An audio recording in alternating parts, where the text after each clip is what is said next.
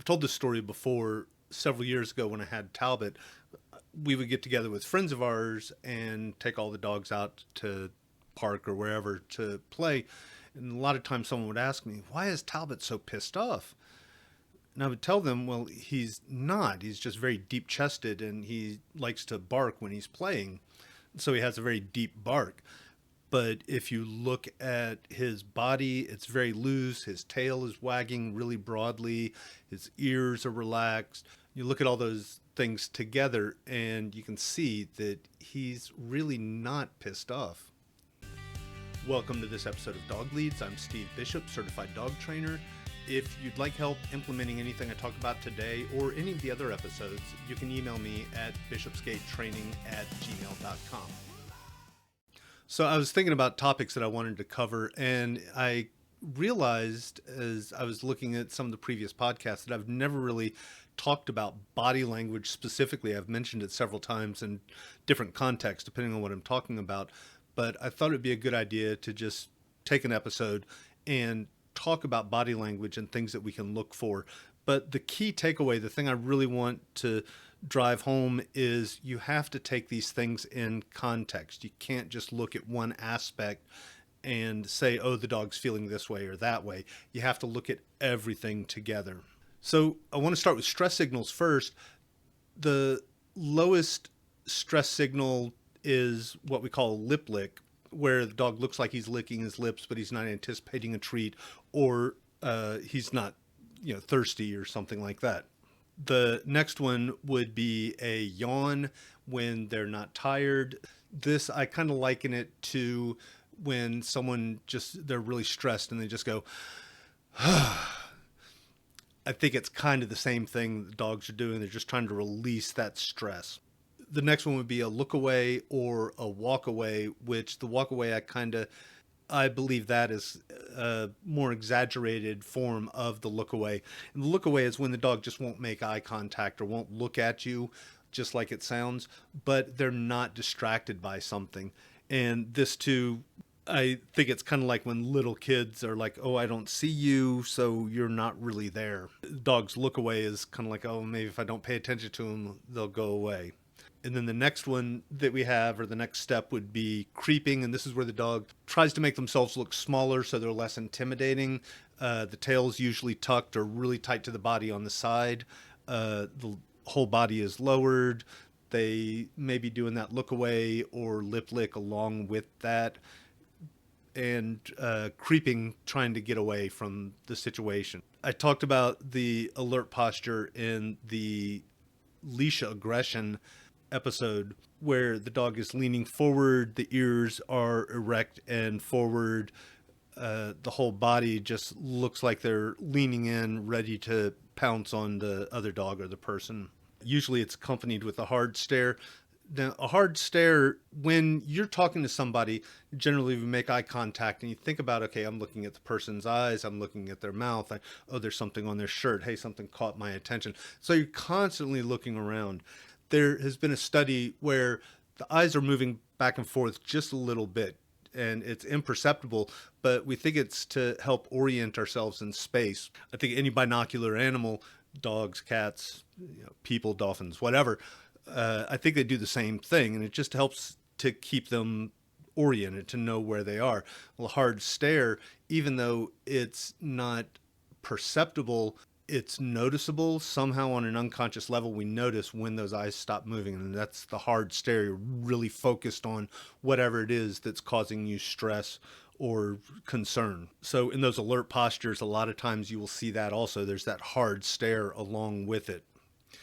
And then the next one would be whale eye, and this also is a hard stare, but usually it's out of the corner of the eye. So we see a lot of the eye. It's also called a side eye. We see a lot of the sclera, or the white of the eye. This is a very tense moment, and really this is when we really, really want to be not just addressing the situation, but start to become concerned about our own safety, back away from the situation.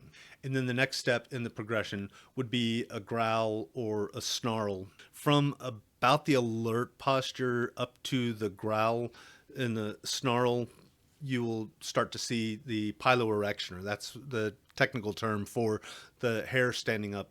This again is to make themselves look bigger, more intimidating, and to get you to leave them alone.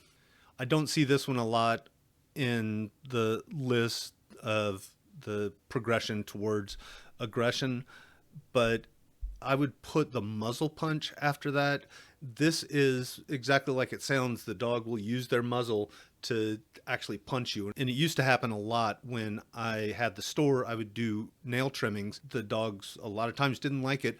And so they would give me a muzzle punch. And it's kind of a, look, I'm ready to go after you. I'm not going to open my mouth. I'm not going to use my teeth, but I want to get my point across. And so they would hit you with that muzzle. And honestly, a lot of times I would almost rather have been bitten than muzzle punched. It hurts. It's like someone taking a ball peen hammer almost and just whacking you, just because all that force is put into that small area.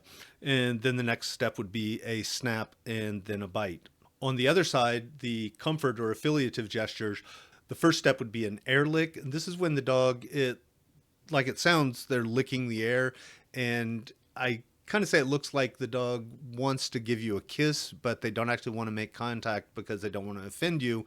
So they just sit there and lick the air, just like it says. This can be really easily confused with a lip lick. Again, you have to look at the dog's entire posture, what's going on, and make a determination using all those clues. Next, we have a doggy smile. This is usually the commissures or the corners of the mouth are pulled back.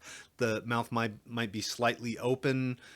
Usually the dogs have squinty eyes. So it's a noticeably happy look to the dog. Next might be a play bow, and everybody knows this, where the front end goes down and the back end goes up. This is a way of saying everything I've done before was meant in play, and I hope I didn't offend you. And also a way of saying everything I do after this is just in play and I'm not trying to hurt you. After that, I kind of lump all of these together as attention seeking. This would be things like jumping up. That's a attention seeking behavior. They're trying to interact with you. They're not trying to dominate you or any of that. Play biting and pawing at you. So those would be affiliative or attention seeking behaviors. And then I also have on my list lean in, where the dog's close to you and they kind of lean in towards you. They may not be leaning against you necessarily, but they're definitely towards you. So why is this stuff important? The University of Pennsylvania, it's been a few years now, I couldn't find the date, but they did a study on the highest number of dog bites and lowest number of dog bites by breed. And what they found was Dachshunds were number one, Chihuahuas were number two, and Jack Russells were number three. So not what the media kind of portrays as the worst dog bites. It's also worth mentioning, I had to write this down. There's a study in 2013, or it was published in 2013 in the Journal of American Veterinary Medical Association. What the study found was over 80% of the dogs reported biting in the media were misidentified. So again, something to keep in mind when you're talking about breeds that have a propensity to bite. On the lowest number bite side, we have Golden Retriever is the least likely to bite. Labrador Retrievers be after that, and Bernese Mountain Dogs. Part of the reason I bring this up is the worst bite I've ever gotten since working with dogs professionally was by a Golden Retriever. And I want to illustrate the fact that any dog can bite under the right circumstances. Now, in my case, I was trying to break up a dog fight. I got in between the two dogs, which was my mistake, and the Golden redirected to my knee. So I still have scars on my knee where this dog got a hold of me. So we don't want to put dogs in those situations where they do want to bite. We want to pay attention to these stress signals before they escalate to the whale eye and the growl and the snap and the bite. Tolerance does not mean they're enjoying something. So if you have kids climbing over the dog and, oh, the dog loves kids, he would never hurt them. And the fact of the matter is, all too often, kids do get hurt by dogs because the dogs just get to the end of their tether. Any dog can bite under the right circumstances, and we don't want to put them in those situations where they feel like that is the last option that they have.